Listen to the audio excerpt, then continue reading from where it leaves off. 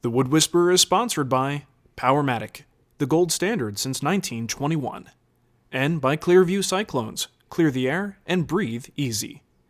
In spite of his rugged good looks, vast knowledge of the human body, inability to sign his name legibly, tendency to use big words in casual conversation, and insistence that his son refer to him as Dr. Dad, the Wood Whisperer is in fact not a medical professional. This video is not intended as medical advice, and you should consult a real medical professional for specifics on proper first aid.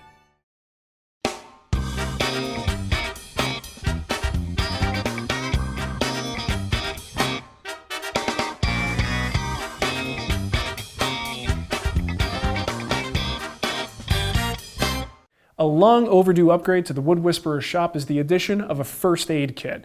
The reason I didn't have one is because we always had everything we needed inside the house. And what I've got here is one of those first aid kits that's kind of everything and the kitchen sink. You got everything you could possibly need in here, but this tends to be a little bit overkill for the shop. We have some very specific injuries that can occur as woodworkers, and I think we could probably reduce this to a much smaller package. And not only did I do my own research, but I put a question out there to the community and asked, what would you put in your woodworker's first aid kit? So let's jump into it. I actually have a little box here that looks a lot like a toddler's lunchbox, but it's not. It's a first aid kit. This was empty. I bought this off of Amazon, and I decided that I would fill it with the things that I think are important, and that's what's in here. So let's take a look. It's pretty jam-packed, as you can see, but it's actually fairly basic. I have quite a few extras of things in here. So what we'll do is look at the different injuries that you might get, and I'll show you how this kit addresses them. First up is a personal favorite of mine, the cut. Of course, in a wood shop, there are hundreds of ways that you could get cut, and not just with power tools. If you're a hand tool user, you pride yourself on getting surgical, sharp steel blades. And if it can go through hardwood, imagine what it can do to your skin. So no one is exempt from this. All right, so let's take a look at how we might address a cut. The vast majority of what I have in my first aid kit is actually there to address cuts. So of course, cuts can be minor, major, somewhere in the middle. So for small stuff, minor cuts, I've got a bunch of band-aids, and I have these very heavy-duty ones that will hold up well, so I can actually get back to work. Of course, different sizes for different size cuts or different parts of your body that you need to apply them to. One important one that I think we should all have are the fingertip and knuckle bandages. These are meant to go around your finger or a knuckle and allow you to continue to use your hand without it falling off. Not your hand falling off, the band-aid falling off. All right, so make sure you're well stocked on those. Now, as things go up in severity here, you're going to want to keep that wound closed. So I've got these Steri-Strips, which are pretty large. So this is an ER trip, and this is just going to hold the wound together until I get to the ER. You've of course got those classic butterfly strips that you can use. Now I also have for larger cuts that you might want to bandage. We've got these gauze pads, 2 different sizes, and I've got Angry Birds tape that can be used to secure it in place, and then a roll of gauze as well. Now this is something that's not actually in my first aid kit because I use it in the shop, so it's always here, and that's CA glue or super glue. You can actually use this to temporarily stitch a wound closed. I'm not going to give you advice on how to do that. That's for you to look up and consult a medical professional, but I've seen a lot of people refer to this as a pretty reasonable option to hold a wound closed. I've also got this quick clot. This is something that stops bleeding fairly quickly, and I guess in an emergency situation that might come in handy. And I have antibiotic ointment. Now here's the thing, there's really nothing better than good old soap and water in terms of washing and cleaning a wound. So a good washed wound shouldn't really need a whole lot of extra antibiotic. That can actually slow down the formation of a scab. So this is here if I have a situation where I can't quite clean the wound adequately, I might use this, but normally I just use soap and water. You know, I have a love-hate relationship with Wengi. I love it, but it seems to hate me. Every time I use this wood, I end up with 20 or 30 splinters in the palm of my hand. And that's not the only wood that's going to do it. Any wood can give you a splinter, and some of the worst splinters I've ever had came from plywood, interestingly enough. So that's something we definitely need to know how to work out in the shop, is removing a splinter.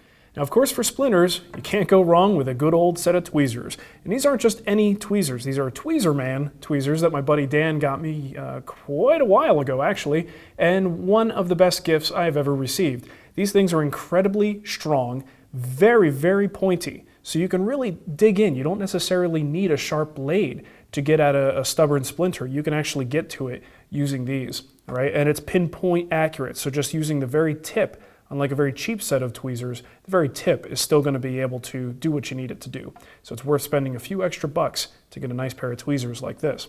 Additionally, this is not something that's in my first aid kit, but it is in the shop, and that's a magnifying headset.